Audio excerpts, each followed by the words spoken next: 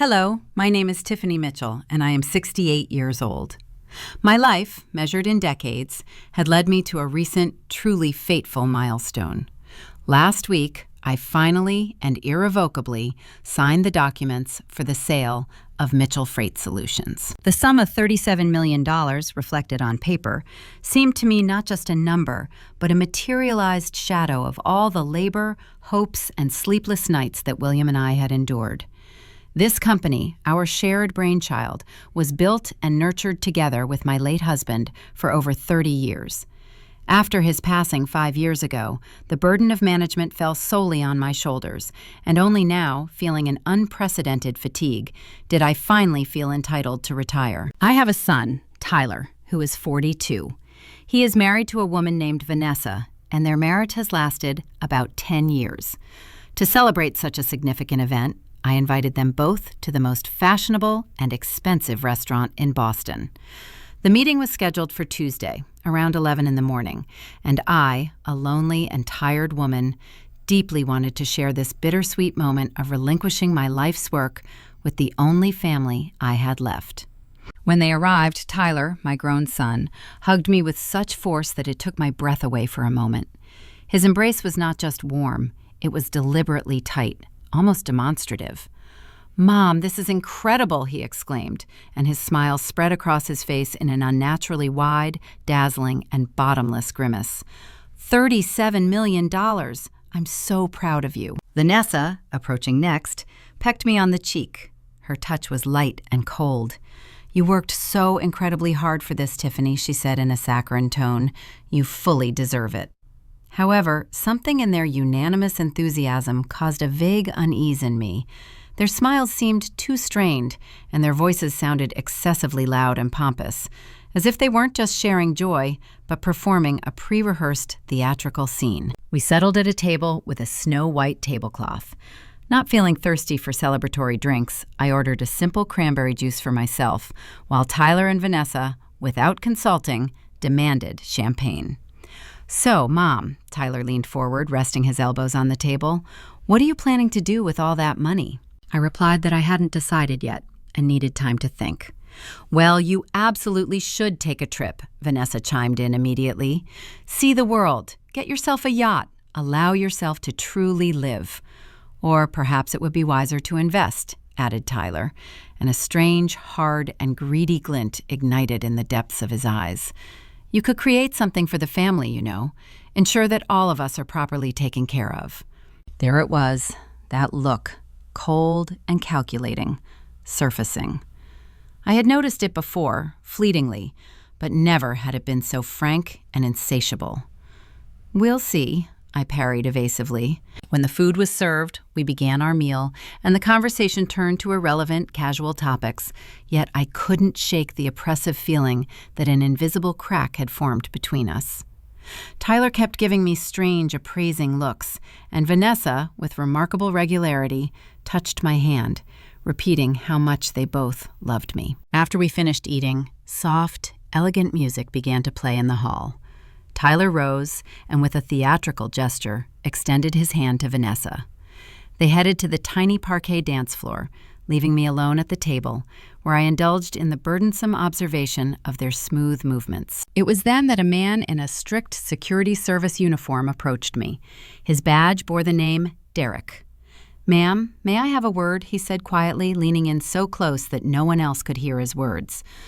"I saw something, and I think you really should know. Earlier, when you stepped away to the ladies' room, your son poured the contents of a small vial into your glass of cranberry juice. I observed it from my post at the bar." He first looked around, checking if anyone was watching, but I saw the actual moment. I felt my heart seemingly freeze, turning into a heavy, cold stone. "What?" I barely exhaled.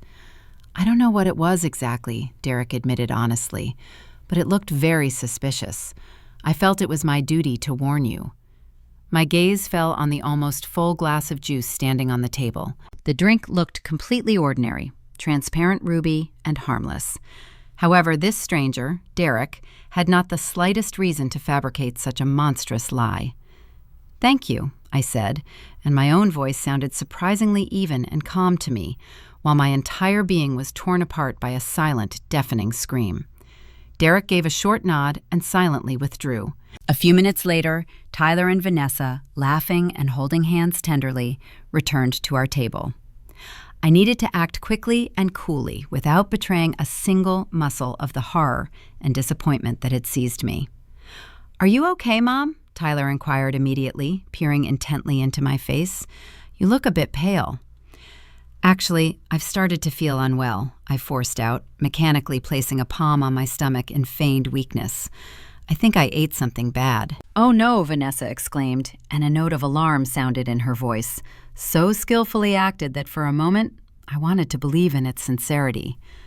But was it genuine concern, or a carefully rehearsed part of their monstrous plan? As if trying to quell a sudden nausea, I reached for the glass of cranberry juice, feeling Tyler's intense, unwavering gaze upon me. He was watching my every movement with a predatory, almost tangible attention. I theatrically brought the glass to my very lips, then pretended to suddenly stagger, and the ruby liquid spilled in a wide stain across the snow-white tablecloth. "Oh, how clumsy I am today," I whispered with feigned weakness. But, grabbing paper napkins to clean up the puddle, I took the greatest care to ensure that one of them absorbed as much of the poisoned drink as possible. While my companions were distracted by the fuss over the ruined tablecloth and weren't looking my way, I neatly, almost with surgical precision, folded the poison-soaked cloth and hid it deep within my purse. "I think I should head home," I announced, struggling to my feet. "I'm feeling really unwell."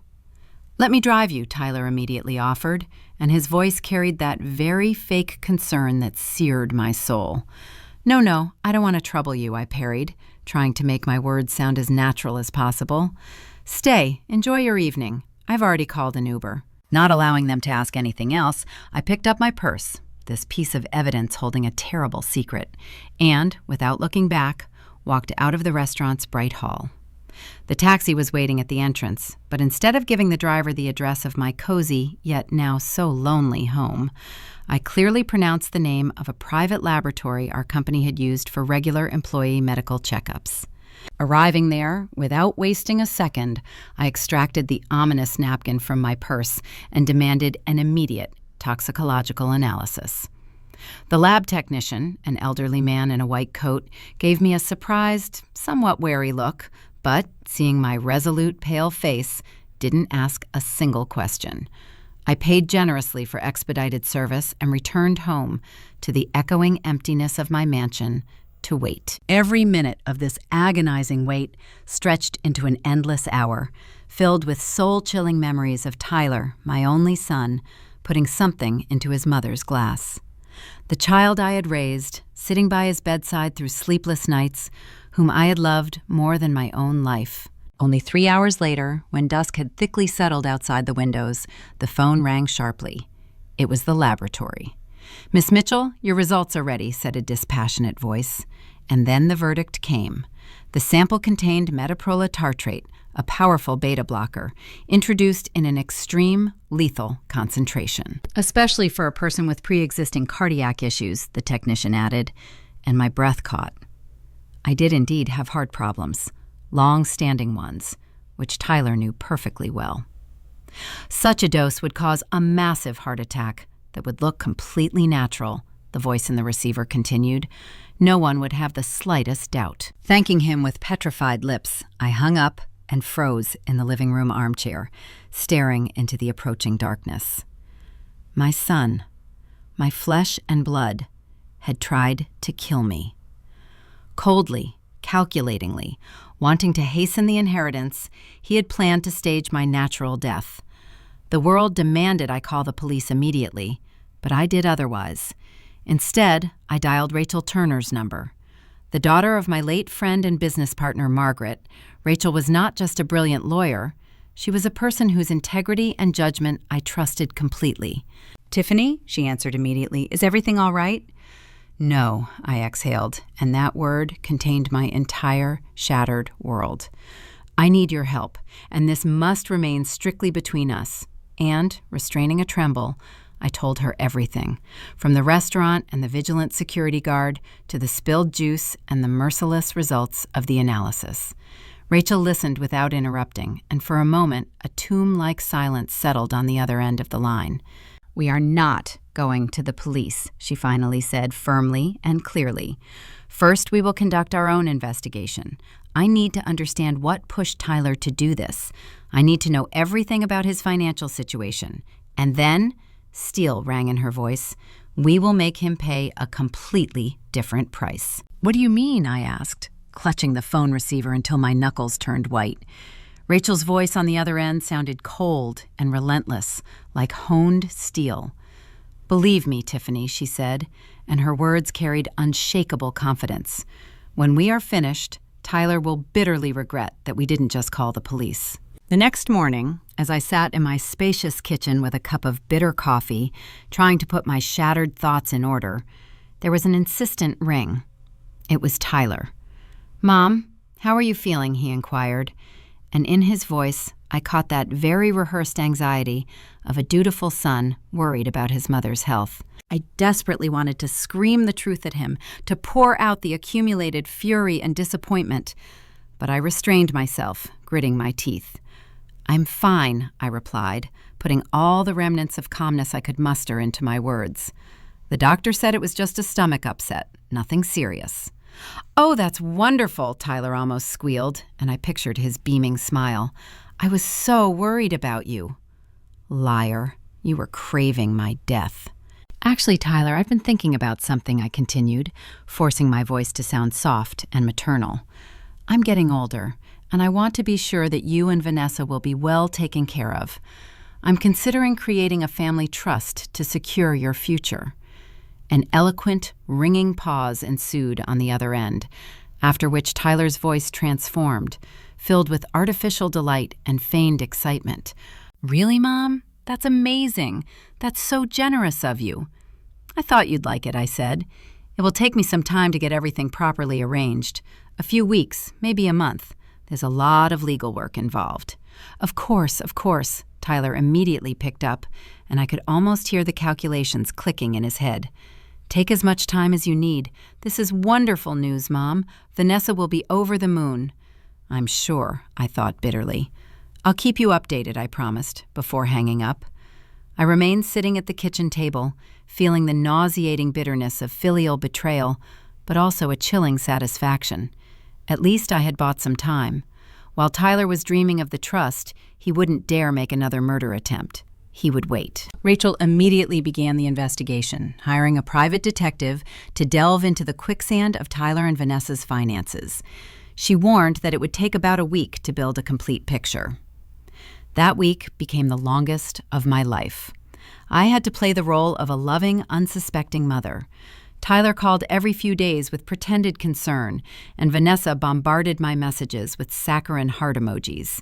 They masterfully performed their parts as loving family members, and I, with a heavy heart, played along, talking about fictitious meetings with lawyers and asking leading questions about their wishes for the trust. I pretended everything was completely fine. Finally, the long-awaited call from Rachel came. "I have the report. Can you come to the office?" I went there immediately. Her office was located downtown in a sterile glass skyscraper symbolizing cold efficiency. Rachel was waiting for me in the conference room, where a hefty folder lay on the polished table surface. "Sit down, Tiffany," she said, and her face was as serious as before a battle. I sank into a chair. She opened the folder. "Tyler and Vanessa are drowning in debt," Rachel began without preamble. "Over $2 million. Overdue credit cards, car loans they haven't paid for months, 2 mortgages on property they can't afford, and loans from rather shady private lenders." She silently pushed a stack of documents toward me, bills with red barcodes, collection notices, threats of legal action. They are facing complete ruin. They are in very serious trouble. I looked at these papers, and my heart was breaking with pain. "Why didn't he come to me?" I whispered. "Why didn't he just ask for help?" "Because $2 million is a huge amount of money," Rachel stated coldly. "And perhaps he was ashamed.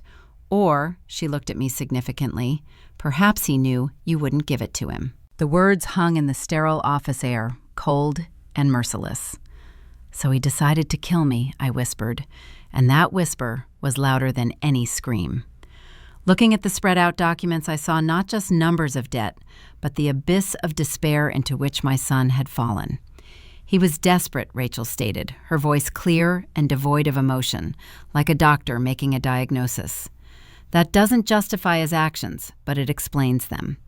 I sat, unable to tear my eyes away from the papers, and my whole life, all the sacrifices and love given to my only child, the boy I had raised and adored, crumbled to dust. "And that's not all," Rachel's voice brought me back to the grim reality. She extracted another stack of documents from the folder, and each sheet seemed heavier than lead. My investigator found something else. Vanessa.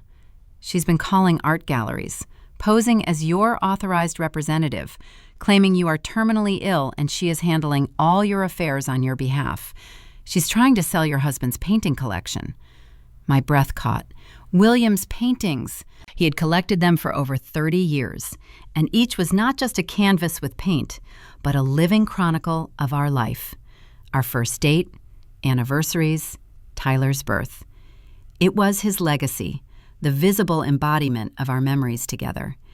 And this woman was trying to sell it all off, like unwanted junk. "She is negotiating the price," Rachel continued, "but hasn't sold anything yet, as she lacks the legal authority.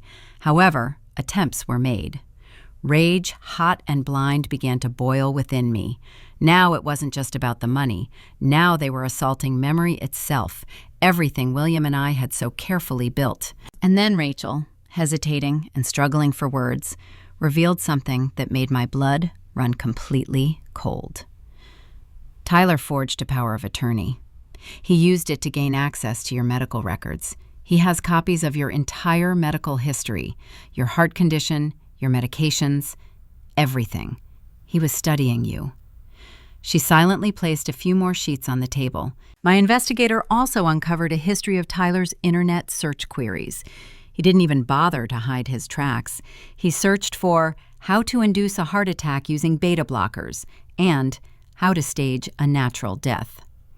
I looked at the printouts, at these monstrous phrases printed in black and white. My son had planned it all. This was not an act of desperation. It was a cold, calculated plan. He had studied my weaknesses, calculated the dosage, figured out how to eliminate me with impunity. "What do we do now?" I asked, and my voice trembled. Rachel leaned back in her leather chair, her gaze becoming firm and determined.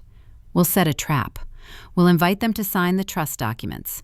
They will come here, confident they are about to receive a fortune, and instead, we will present them with all this evidence. And then we will offer them a choice." "What choice?" I asked, feeling my heart constrict. "Prison or poverty?" "Exactly," Rachel nodded. "Either they face a criminal case for attempted murder, or they voluntarily renounce all rights to your estate and disappear from your life forever." I thought about it. A part of me, insulted and trampled, longed to see Tyler in handcuffs, longed for a trial and retribution. But another part, the one that was still his mother, shuddered at the thought of a prison cell. "Let's do it," I said quietly but firmly. Rachel nodded. "I'll arrange the meeting in a week." The entire next week passed in agonizing preparation. I rehearsed my words, played out possible scenarios in my head, tried to imagine their faces, the faces of my executioners, at the moment their pitiful, greedy hope would collapse. And then I made my final, decisive move. I transferred all $37 million, the proceeds from the sale of the life's work William and I had built, into a new charitable foundation I had created in his name, the William Mitchell Charitable Foundation. These funds were intended to support his two greatest passions, helping young promising artists and protecting wildlife. These things, besides me and Tyler, had been the essence of his soul. The money was now out of reach. Tyler wouldn't get a cent. When the day of the meeting arrived, I was mentally prepared. Rachel had scheduled it for Thursday at 2 p.m. and had told Tyler and Vanessa that it was time to sign the long-awaited trust documents. They arrived 15 minutes early, betraying their impatience. I was already there, sitting in Rachel's austere conference room when they entered, beaming with victorious, greedy smiles. Tyler was dressed in his best suit, and Vanessa was flaunting a new, undoubtedly expensive dress I hadn't seen before. They had probably bought it on credit, already anticipating the millions that were about to rain down on them. They sat down opposite me while Rachel took her place at the head of the table, a neat stack of folders in front of her. "Shall we begin?" Tyler suggested, almost bouncing with impatience. "Let's," Rachel countered coldly, not a drop of warmth in her voice. "Let's begin." She opened the first folder and slowly, with emphasis, pushed it across the polished table surface toward the pair. "This is a toxicology report," she stated without preamble. "It confirms that a sample taken from the restaurant contained a lethal dose of metoprolol tartrate, a beta blocker capable of causing a fatal outcome in a person with the same heart condition as Tiffany's." Tyler's face turned stark white, as if dusted with ash. Vanessa, however, painted a perfect, almost theatrical confusion on her face. "What is this? What does this mean?" Tyler asked in a strangled voice. "This is what you put into your mother's cranberry juice at the restaurant last week," Rachel said clearly, as if stamping each word. I don't know what you're talking about," he tried to deny, but his hands, resting on the table, began to tremble finely and treacherously. Not giving them time to recover, Rachel opened the second folder. "And this is a full financial report. It shows that you and Vanessa are mired in debt totaling over $2 million. Maxed out credit cards, unpaid car loans, 2 mortgages you can't service, facing foreclosure." Then came the third folder, and here are transcripts of phone calls and emails where Vanessa, posing as Tiffany's authorized representative and claiming she is on her deathbed, is attempting to unauthorizedly sell the William Mitchell painting collection. Vanessa's face flushed a deep crimson.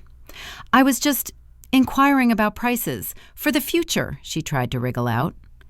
"You were trying to sell my husband's paintings." My voice trembled with restrained fury. "They meant everything to him. Each one was a memory, and you were going to offload them like unwanted junk?" And finally, Rachel opened the fourth, most monstrous folder. "A forged power of attorney. You used it, Tyler, to illegally access your mother's medical records. You studied her heart condition, her medications, her vulnerabilities." She laid out the final sheets on the table. "And these are printouts of your internet search queries from your home IP address. How to induce a heart attack using beta blockers. How to make a death look natural. Undetectable poisons for people with heart conditions." A tomb-like silence fell in the room, broken only by the ragged breathing of my guests. Tyler and Vanessa sat, pressed into their chairs, staring at the irrefutable evidence laid out before them. "You planned it all," I said quietly but clearly, looking straight into my son's eyes. "You researched it all. You studied my medical history. You calculated exactly how to kill me to inherit my money." "Mom, please." Tyler's voice broke into a sob, fake and therefore even more repulsive. "I'm so sorry. I don't know what came over me." But his words were drowned out by the roar of my memories. I thought of the countless years devoted to raising him, of the nights spent by his bedside when he had the flu, and I, falling asleep from exhaustion, felt his hot forehead every half hour. Of the endless football practices I waded through in the car, and the school games where my voice was the loudest, cheering him on. Of the $100,000 paid without a second thought for his prestigious college education. And the ultimate reward for all this? Poison in a glass of cranberry juice. I had had enough. "The family trust," I said, and Tyler's head jerked up, a spark of hope igniting in his wet eyes. "What?" he exhaled. "The $37 million are gone," I stated coldly. "I transferred all of it to the William Mitchell Charitable Foundation. It will go to support young artists and wildlife conservation, the 2 things your father loved most in the world." "You can't do that," Vanessa shrieked. "That's our money." "It was never yours," I parried. "It was mine, and now it belongs to those who will truly put it to good use." Rachel, waiting for the pause, produced a new document. "You have 2 options. First, we go to the police right now. We have more than enough evidence for an attempted murder charge. You will both go to prison for many years." Their pale faces, distorted by horror, made it clear they understood the gravity of that path. "Option 2, Rachel continued. You sign this agreement. You renounce any and all claims to Tiffany's estate, present and future, transfer your house to the charitable foundation — Tiffany has already paid off its mortgage — and disappear from her life forever. In return, she will not file a police report." "But we'll have nothing left," Tyler groaned. "You will have your freedom," Rachel replied, without a trace of sympathy. "That's more than you deserve." A desperate, hissing whisper broke out between Tyler and Vanessa. "The house?" Tyler pleaded with me, his voice full of entreaty. "Mom, please, we need somewhere to live." "No," my voice came out like the crack of a whip. "You tried to kill me. You wanted to sell your father's paintings. You forged documents and planned my death. You will get nothing." Vanessa burst into tears. "Please, Tiffany, we made a mistake. We're family." "You ceased to be my family when you put poison in my drink," I cut her off. They argued for another hour, humiliated themselves, shed tears, promised to reform. But my heart, once so soft and forgiving, had turned to stone. Finally, with a hand trembling with impotent rage, Tyler took the pen and signed. Vanessa, her face blurred by tears, did the same. "Get out," I said, unable to look at them any longer. "I don't want to see you ever again." They rose and, without looking back, left the office. When the door closed, I remained sitting in the tomb-like silence, feeling only a chilling emptiness. Rachel gently placed a hand on my shoulder. "Are you okay?" she asked quietly. "No," I replied just as quietly. "But I will be." 3 months later, I attended the first art exhibition funded by the William Mitchell Foundation. The gallery halls were filled with light and energy emanating from the paintings and sculptures of young, previously unknown talents. I walked slowly past their works, peering into the bold brushstrokes, pondering the complex forms. These young talents had not only skill, but passion, and now they had the support to realize their boldest dreams. This was William's legacy, living, breathing, eternal. This was William's legacy, not dead numbers in a bank account, not phantom millions that a spoiled son would have squandered on luxury cars and useless extravagance. It was art, beauty, and creativity itself, embodied in canvases and sculptures. And that night, standing among these young talents, I understood something. A true legacy is not what you bequeath to your family in a will. It is the good you sow in the world, those living seeds that continue to grow and bloom, even when your own name has long been erased from people's memory. After that fateful meeting, life, against all odds, went on. Twice a week, I came to the foundation as a volunteer, delightfully immersing myself in reviewing applications from young artists whose eyes burned with the same fire that had once been in William's. I allowed myself to travel a little, visiting secluded corners of nature and quiet European cities we had always dreamed of, but never had the time for. Yet, at the very core of my being, there gaped a black, bottomless hole where my son had been, an emptiness that nothing could fill. I tried to forcibly tear Tyler out of my heart. I removed all his photographs from the house. Here he is, an infant swaddled in a lace blanket. Here, a smiling boy in a football uniform. And here, a proud college graduate in a gown. I packed all these pictures into a cardboard box and stored it in the attic, in the farthest corner.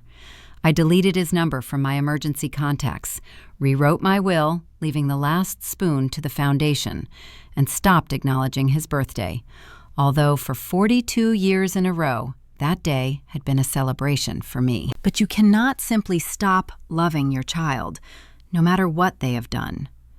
Sometimes, in the dead of night, I lay awake, and images of that little boy would appear before me. The boy who ran to me with a scraped knee, who hugged me so tightly and whispered that he loved me most in the world. Where had that boy gone? At what moment had he turned into someone who could coldly look me in the eye and put in poison? From mutual acquaintances, unaware of the real reason for our rift, I occasionally received fragmentary information. They had lost everything, as I had planned. Deprived of their house and financial support, their carefully built house of cards had collapsed. It was said they were crammed into some tiny apartment, not comparable to their former mansion. Tyler got a job at some dubious sales firm, and Vanessa, for the first time in her life, had to look for work herself. Their marriage was cracking under the weight of poverty and mutual recriminations. Rumors of an impending divorce circulated. A part of me, embittered and wounded, watched this fall with grim satisfaction. They wanted to kill me for money and ended up with nothing.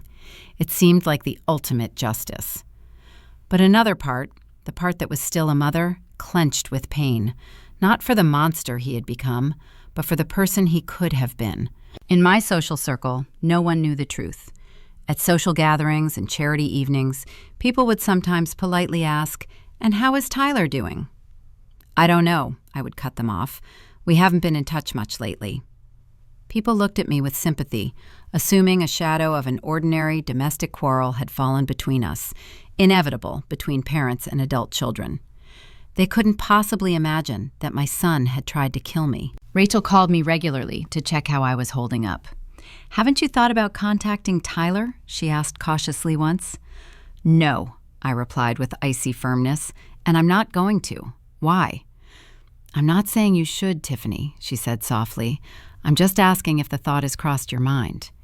"He tried to kill me, Rachel." My voice trembled, not from weakness, but from a long, unhealed pain. "He planned it all. He studied it all. He would have succeeded if not for that security guard." "I know," Rachel replied quietly, and her voice held deep understanding. "You're right. I'm sorry for bringing it up, but honestly, I often think about it myself." Her words echoed in my soul, for I, too, in long, sleepless nights, tormented myself with the same agonizing questions. Did Tyler ever feel pangs of conscience? Did he regret what he had done? Was there, beneath the thick layer of greed and despair, even a grain of that love that had bound us all his life? I tortured myself, searching for my maternal mistakes. Had I spoiled him too much, or been too strict, given him too much, or not enough? And tried to understand if I could have done something differently to steer him onto another path. But then, memory mercilessly returned me to that restaurant, and I saw his gaze again, cold, focused, devoid of any shadow of doubt, as I reached for the poisoned glass. He wanted me dead. My own son wanted me dead. And no self-torment could undo that undeniable, monstrous fact. Meanwhile, the William Mitchell Foundation grew and strengthened, becoming a living embodiment of all that was brightest in my husband.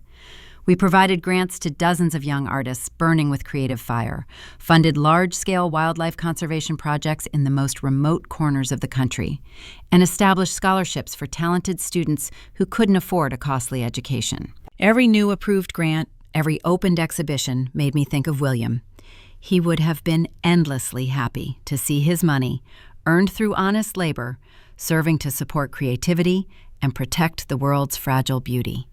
This was incomparably better than leaving millions to a son who would have squandered them on paying off debts and maintaining a facade of unaffordable well-being. By taking away Tyler's unearned inheritance, I had, paradoxically, given him something money can't buy. A chance to build his life from scratch, relying on his own labor and character, not on a thirst for gain and privileges granted by birthright. Would he use this chance? Would he become a better person? I didn't know. And looking back on the path I had traveled, I realized with surprise that I no longer cared. A year after the denouement in Rachel's office, I was having coffee with my old friend Susan. She was complaining that her adult daughter rarely called, and with a sigh remarked, "You're lucky, Tiffany. You only have one child. Fewer reasons to worry." I just smiled silently in response, unable to find the words. She couldn't possibly imagine the abyss hidden behind that smile. "How is Tyler?" Susan asked. "I haven't seen him in a long time." "He's doing well," I lied, feeling the familiar cold stone in my heart. "Just very busy with his own life." "That's wonderful," she nodded. "You raised a good boy." I just nodded silently and hurried to change the subject. Later, returning home, I sat in the silence of the living room, surrounded by paintings from William's collection. My gaze slid over the familiar canvases, and behind each one rose our shared history. The gallery where we first met, the museum where he proposed, the art fair where we celebrated our 10th anniversary. These canvases were worth hundreds of thousands, and Vanessa had longed to turn them into cash.